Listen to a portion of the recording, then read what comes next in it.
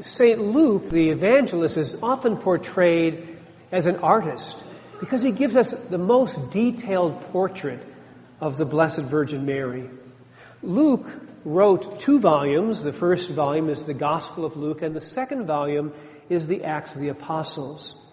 Mary is introduced at the beginning of the Gospel, and obviously, for Luke, she's also present at Pentecost. We read at the end of chapter 1, before the Pentecost story, all these were constantly devoting themselves to prayer, together with certain women, including Mary, the mother of Jesus, as well as his brothers.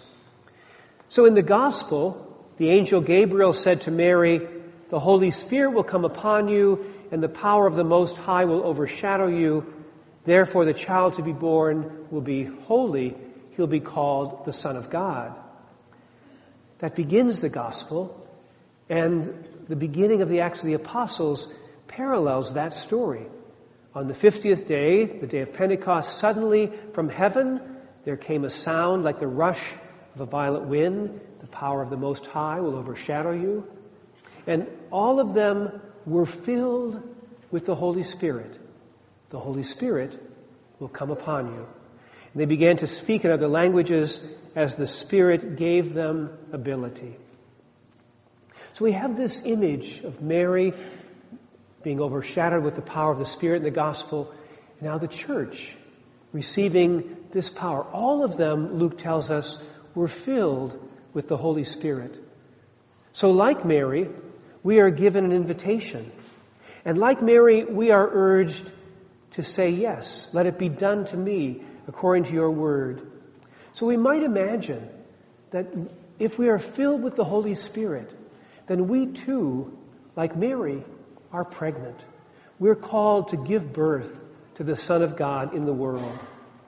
But to welcome a child into our family, whether through birth or adoption, is to open ourselves to profound change.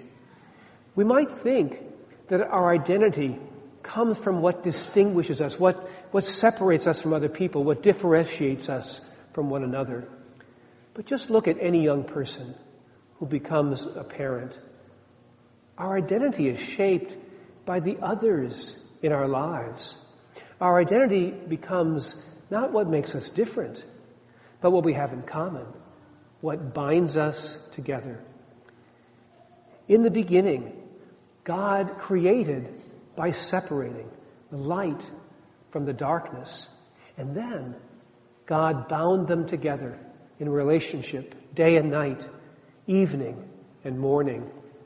When God created a human pair, God separated Eve from Adam and then brought her to him so they could become one flesh. So we are distinct and bound creatures. In the 11th chapter of Genesis, there's a story about a people who want to make a name for themselves. They build a tower with its top in the heavens so that they can always see that tower. No matter how far away they go, they'll always be able to find their way back to that center. So rather than include others, they're building an identity on the exclusion of others. But as you remember in chapter 2 of Genesis, God said, "It is not good that the human should be alone." A self-enclosed identity will collapse upon itself.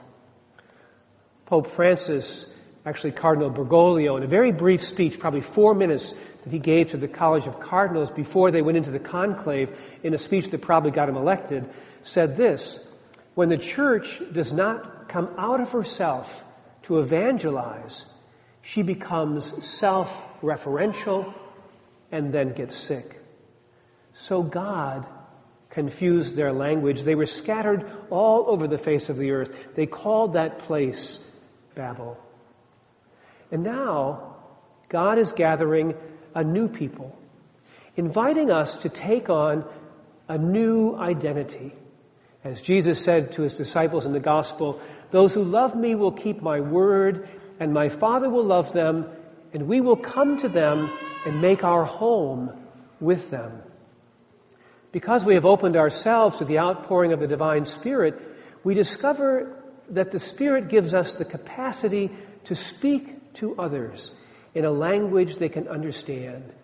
Instead of scattering, the mark of the Spirit is a gathering of all the peoples, Parthians, Medes, Elamites. I won't list all of them, but they said in our own language, we hear them speaking about God's deeds of power.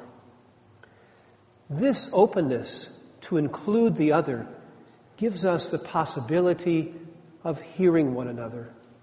Notice there are still different languages. The Spirit doesn't take away our differences, but rather than seeing our differences as something that threatens our identity, we open ourselves to see the other as someone who might enrich us. Imagine what happens when we allow ourselves to see others not through our own eyes, but through their eyes. If we allow others to tell their own story about who they see themselves to be. But in order for us to do that, that means bracketing out our wanting to jump to conclusions, making a judgment. We have to suspend our natural instinct of self-preservation. In fact, Paul speaks quite clearly about this in his letter to the Romans. He said, if you live according to the flesh, you will die. But if by the Spirit you put to death the deeds of the body, you will live. Paul goes on to say that all who are led by the Spirit of God are children of God. For we did not receive a spirit of slavery to fall back into fear, but we have received a spirit of adoption. So we are all adopted children of God. You know, one of the distinguishing characteristics of adoption is its intentionality. Adoption doesn't just happen by following the course of nature. It requires a decision. One chooses to adopt. This goes for humans as much as it does for God. But God is the most prodigal of adoptive parents there is. God doesn't just adopt a child here or another child there to make up for the inability to have children or to just be charitable to orphan children from other countries. God adopts everybody. We are, all of us, through the waters of baptism, adopted children of God. So that brings us back to the beginning of Luke's gospel. The angel Gabriel is inviting Mary to participate in bearing the Christ into the world. We're invited to say yes to the gift of God. But this invitation does not come without strings attached. It means we must lose our identity and the control of our destiny. Our acceptance of God's invitation is to place our identity in the hands of God. Saying yes to God as our adopted parent means saying yes to all the others as adopted brothers and sisters.